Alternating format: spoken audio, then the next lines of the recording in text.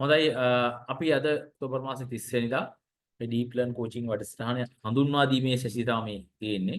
විනාඩි කිහිපයක් තියෙන්නේ. උපරිම විනාඩි 10ක් විතර තියෙයි. පුංචි හැඳින්වීමක් තියෙනවා. ඒ හැඳින්වීම කරලා ඉවරලා අපිට අලුතෙන් සම්බන්ධ වෙන අයට අදහසක් දෙන්න පුළුවන් වෙයි. ඒත් එක්කම මේ මීටින් එකේ මගේ පරණවද සම්බන්ධ වෙච්ච දරුවෝ තියෙනවා. ඔක්කොටම welcome to the DeepLearn Coaching Workshop.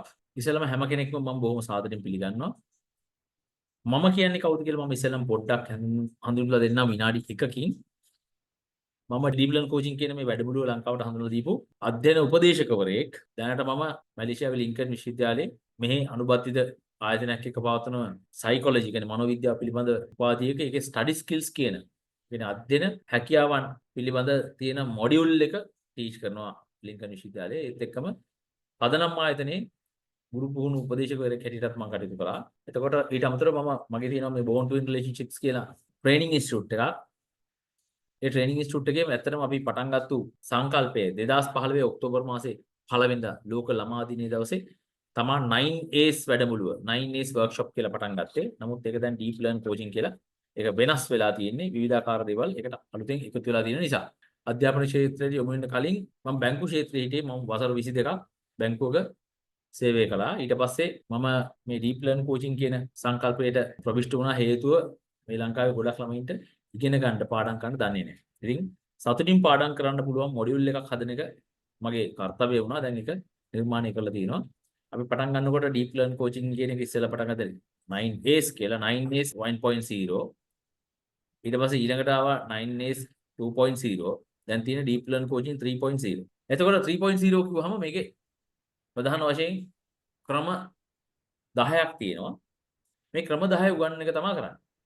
ඉතින් මේ ක්‍රම 10ට ළමයින්ට ගණිතය, විද්‍යාව, ඉතිහාසය, geography, civics, chemistry, physics, maths, business studies, economics, ඒ වගේම ඇකවුන්ටන්සි ඔය වගේ සබ්ජෙක්ට්ස් කරන්න පුළුවන්.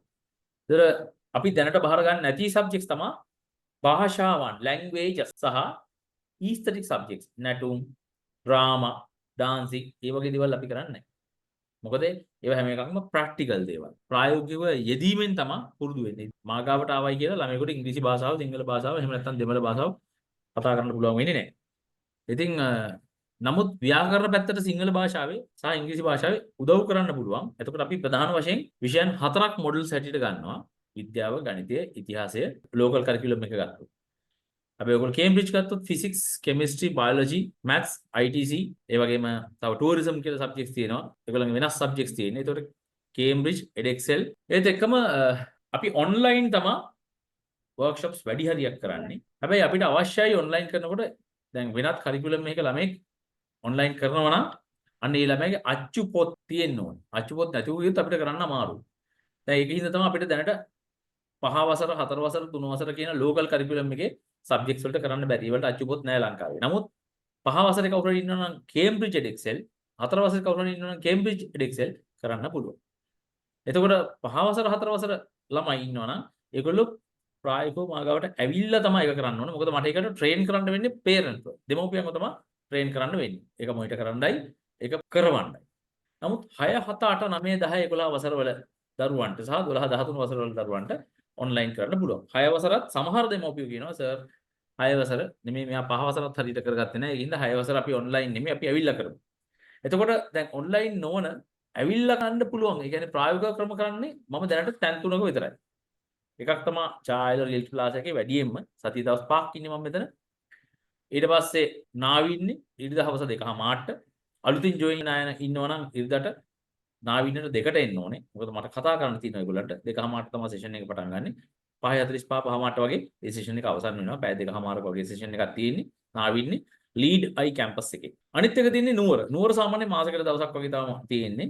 ෆස්ට් ෆ්‍රෙන්ඩ්ස් කැම්පස් එකේ තමයි දැනට කටුගස්තර ෆස්ට් ෆ්‍රෙන්ඩ්ස් කැම්පස් එකේ තමයි තියෙන්නේ. පාලම ගාවම සෙන්ට් ඇන්තනිස් ගර්ල්ස් කොලෙජ් එක ඉස්සරහා තියෙන්නේ. එතන මම මාසෙකට සැරයක් යන්න කලින් දැනුම් දීලා යනවා. නුවරදි මාව මුණ ගැහෙන්න කැමති කට්ටිය එතනට එන්නත් පුළුවන්. එහෙම නැත්නම් ඔන්ලයින් කරලා මට කරපු වැඩ ගෙනල්ලා පෙන්නන්නත් පුළුවන් නුවරදී. එතකොට දැන් මහරගම ඉන්නවා, ජායල ඉන්නවා, නුවර ඉන්නවා. මම ඉදිරියේදී බලාපොරොත්තු වෙනවා කුරුණෑගල, ඇත්තටම කුරුණෑගල මම කාලෙකට ඉස්සෙල්ලා කෙරුවා. කුරුණෑගල, ගාල්ල, මාතර ඔය වගේ ප්‍රදේශවල පටන් ගන්නවා. තාම මම කරන්න පුළුවන් තැන් හොයමින් ඉන්නේ. තැනක් හොයාගත්තා නම් මම ඒක කරන්න පුළුවන් මට. ඒ කියන්නේ මම ගිහිල්ලා බිල්ඩින් එකක් අරන් කරනවා නෙමෙයි. මට ටියුෂන් ක්ලාස් එකකම පොඩක් ඉඩකඩ තියෙනවා නම් මේසයක් එහෙම තියෙනවා නම් මොකද මම කැමති ළමයි අපහසුතාවයක් නැතුව AC එක තියෙනවා නම් ලයිටින් තියෙනවා නම් පහසුකම් ඇතුව මොකද ඒක හරිම ඉන්ටරැක්ටිව් සෙෂන් එකක් ඉඳ බොහොම සතුටින් ඒක කරන්න ඕනේ. ඉතින් දරුවෝ සම්බන්ධ වෙනකොට ඒගොල්ලෝ ගේන්න ඕන දේවල් ටිකක් තියෙනවා. A3 ඩ්‍රොයින් පොතක් CR බොටනි බුක් එකක් ගන්න ඕනේ. සබ්ජෙක්ට් එකකට එක ගන්න ලොකු පිටු ගොඩක් පිටු තියෙන එකක් නෙමෙයි පිටු 80ක් විතර තියෙන එකක්. එක සබ්ජෙක්ට් එකකට එක ගානේ. පාට පැන්සල් ප්ලාස්ටික් ස්ටිකි නෝට්. ස්ටිකි නෝට් කියන්නේ අලවන්න පුළුවන් ප්ලාස්ටික් ස්ටිකි නෝට්ස්. ඕනේ.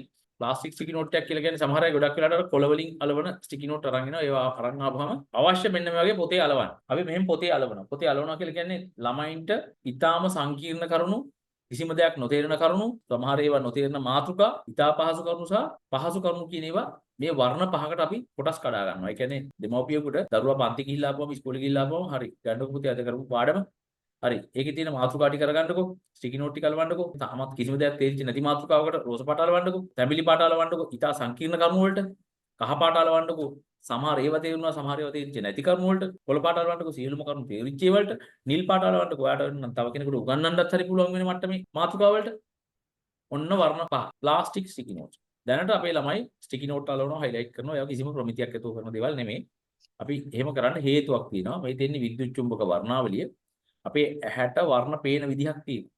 එතකොට අපි මොකද කරන්නේ? මේ වර්ණ මගින් පාඩමේ තියෙන මාතෘකා කැටගරයිස් කරනවා, වර්ගීකරණය කරනවා. ඒවයි සංකීර්ණතාවය අනුව. ඉතින් මෙතනදී දෙමව්පියෝ දැනගන්නවා අපේ දරුවාට ඇත්තටම හොඳටම පුළුවන් මොන මාතෘකාද? අපහසු සංකීර්ණ මාතෘකා මොනවද කියලා. මේ තියෙන්නේ එක එක වර්ණ අපේ ඇහැට පේන තරංග ආයාමය. ඉතින් ළමයි පොත් කියවද්දී පොත්වල තියෙන රූප, අකුරු හැමදේම කියවද්දී ඒවයි තියෙන වර්ණ අනුව ඇහැට දැනෙන ප්‍රබලතාවය අනුව ඒක මතකයට යන ප්‍රමාණය අඩු හෝ වැඩි වෙනවා. ඉතින් මම කතා කරේ ප්ලාස්ටික් ස්ටිකි නෝට්ස් ගැන. ඉතින් අපි බලන්න ඕන ළමයාගේ පාඩමක් ගත්තාම මෙන්න මේ වගේ මේ තියෙන කේම්බ්‍රිජ් එක්සෙල් පාඩමක්නේ.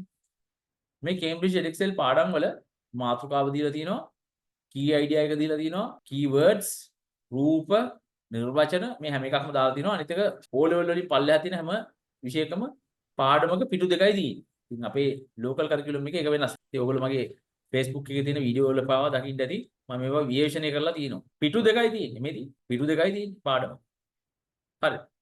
ඉතින් අද ඔයගලන්ට මම කියලා දෙන්න යන්නේ ඉගෙන ගැනීමට ආදරය කරන්න නම් ඒකේ රහසක් තියෙනවා. රහස තමයි දරුවෝ ආසාකාරයට ඒ කරුණු සකස් කරන එක. ඉතින් දරුවන්ට ඒ විෂය කරුණු මෙන්න මේ විදිහට පාඩමකදී ප්‍රශ්න අහන්නේ කොහින්ද? ප්‍රශ්න වලට එන්නේ මොන කොටස් වලින්ද කියලා විද්‍යානුකූලව දරුවට ඉගෙන ගන්න මම උගන්වන මේ ක්‍රමවලදී. දරුවා දන්නවා අනිවාර්යෙන් ප්‍රශ්නයක් අහන්න පුළුවන් ක්ෂේත්‍රයේ කොටස මොකක්ද මාතෘකාවේ. මේ තියෙන්නේ ප්‍රශ්න අහන්න පුළුවන් කොටස්. මේ ප්‍රශ්නයකට එන්නේ මාතෘකාවේ තියෙන මොන කොටස් වලින්ද කියලා හරියටම දැනගන්නවා DeepLearn Coaching වලදී. නමුත් DeepLearn Coaching නොවන අධ්‍යයන ක්‍රම තියෙනවනේ ඒගොල්ලෝ භාවිතා කරන කටපාඩම් කරන ෂෝට් නෝට් ගහන ඒ ක්‍රම හරීම අවිධිමත් සහ අවිද්‍යාත්මකයි. අසාර්ථකයි කියනවා නෙමෙයි ඉතින්. අපි එකම දෙයක් දිගින් දිගටම කියාගෙන යනකොට අපිට මතකයි. හිටිනවනේ. නමුත් ආසාවෙන් නෙමෙයිනේ ඔක කරන්නේ. නමුත් ඒවා අවිධිමත් සහ අවිද්‍යාත්මකයි. ඉතින් ලංකාවේ පන්තියක ළමයි 4-5 දෙනෙක් විතරක් ගොඩාක් සතුටු වෙද්දී අධ්‍යාපනයෙන් සාර්ථක වෙලා වැඩි දෙනෙක් අසාර්ථක වෙලා දුකෙන් කනගාටුවෙන් ඉන්නේ ඒකයි. ඵලදායීතාවයේ ඉතාමත්ම අඩු අධ්‍යාපනයක් තියෙන අපේ රටේ. කීප දෙනෙක් විතරක් සාර්ථක වෙලා නාසයකට ගියේ ඒවා එහෙම නැත්නම් විවිධ විශ්වවිද්‍යාල වල ඉගෙන ගන්න ඒවා විවිධ තරාතිරම් වලට ආපු කීප දෙනෙක් ඉන්නේ. ගොඩ දෙනෙක් නෑනේ. නමුත් අපි දකුණු කොරියාවට ගියොත් එහෙම ජපානයට ගියොත් එහෙම කැනඩාවට ගියොත් එහෙම මුළු ජනගහනයෙන් 60%ක් විතර උසස් අධ්‍යාපනය ලබලා තිනවා. ඒ අය විශ්වවිද්‍යාලවල ගිහිල්ලා තියෙනවා. දැන් ඒක ඔයගොල්ලෝ නම් OECD වෙබ්සයිට් එකට ගිහිල්ලා ඉවරලා tertiary education එක කියලා හොයන්න. tertiary education levels in the world කියලා ගත්තාම ඔයාලට ඒක පෙන්නන OECD වෙබ්සයිට් එකේ අඩුම ශ්‍රී ලංකාවේ ඇත්තෙත් නැහැ. ඉන්දියාව 20%ක් තියෙනවා. ඒ දර්ශකයේ ලංකාව නැහැ. ඒ කියන්නේ ලංකාවේ අධ්‍යාපනය තුල තෘතීය අධ්‍යාපනය කියන එක ඉතාම අඩු මට්ටමක තියෙනවා. 4-5ක් වගේ ඇති. ඒකනේ ඒක ඇත්තෙත් නැත්තේ. ඉතින් ලෝකේ වයස අවුරුදු 22යි 34යි අතර ජනගහනය තුල 41.3ක් ඉන්න ඕන රටක උපාධිධාරීන් ලංකාවේ එහෙම නැහැ. එතකොට අපි ලංකාව ඉතාමත්ම උසස් අධ්‍යාපනයක් ලැබපු රටක් හැටියට කතා කරන්නේ A level වල කැම්පස් යන්නේ 16%යි. උසස් පෙළ වලදී 16%යි කැම්පස් යන්නේ. එතකොට A9ක් ගත්ත අය පවා අර අතරමං වෙන 84 ඉන්නවා. ඒගොල්ලන්ට එතනින් එහාට තෘතීය අධ්‍යාපනයට යන්න නම් පෞද්ගලික අධ්‍යාපනයකට යන්න ඕන. එතකොට ඒගොල්ලෝ කැම්පස් යන්නේ නැත්තේ දෙමව්පියෝ හිතන්නේ දරුවා පාඩම් කරන්නේ නැතිකම හින්දා කියලා. නෑ. A level කරන දරුවන්ගෙන් 65% විශ්වවිද්‍යාලයට සමත්. නමුත් ISSCO එකෙන් ඒගොල්ලෝ හැලෙන්නේ ලංකාවේ විශ්වවිද්‍යාල 15යි තියෙන්නේ. උපාධි පාඨමාලා 138යි තියෙන්නේ.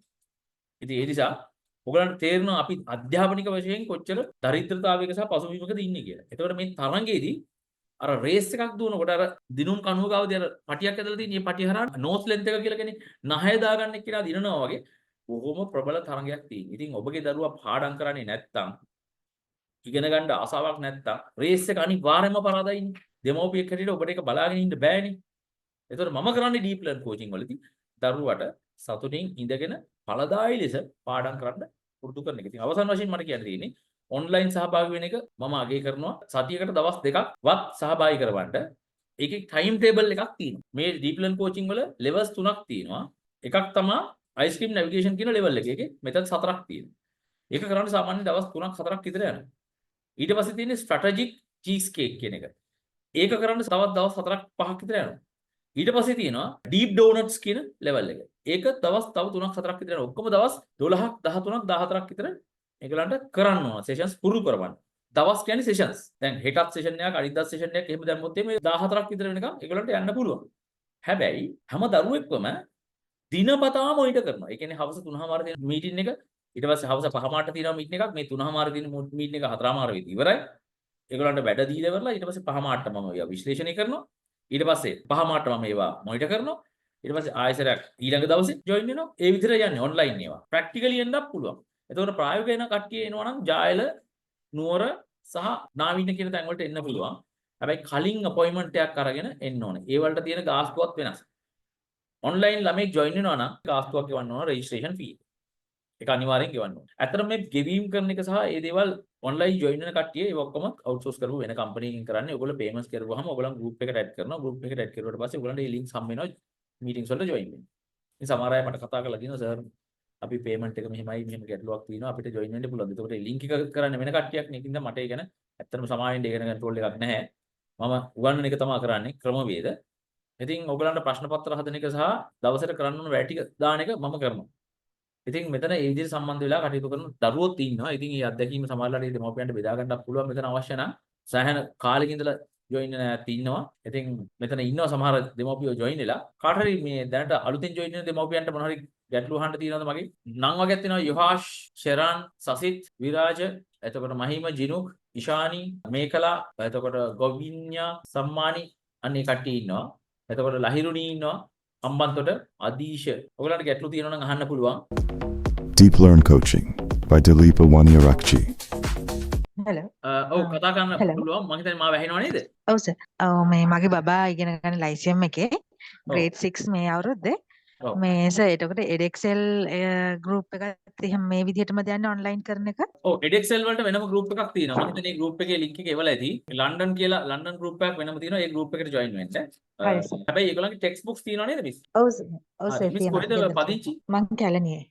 කැලණියේ නේද? එහෙනම් මාව ඇවිල්ලා මුණ ගැහෙන්න පුළුවන් නේද? පුළුවන් සර්. සෙන්සුරාදාට ඉන්නවද sir?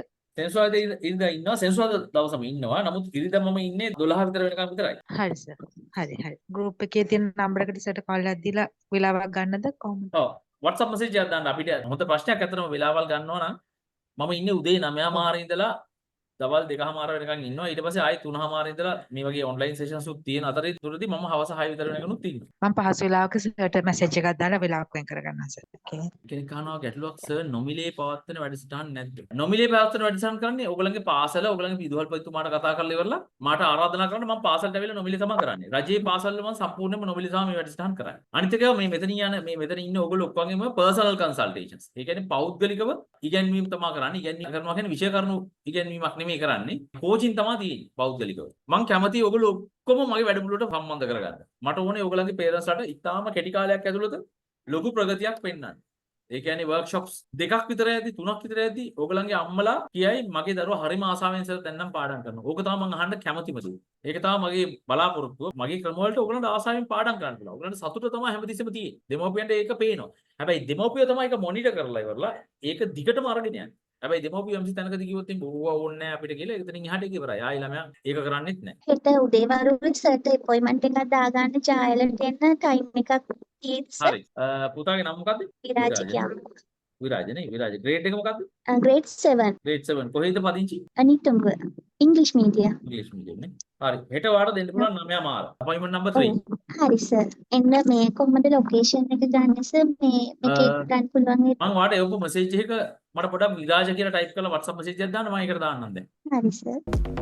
DeepLearn Coaching by Dileepa Wanniarachchi.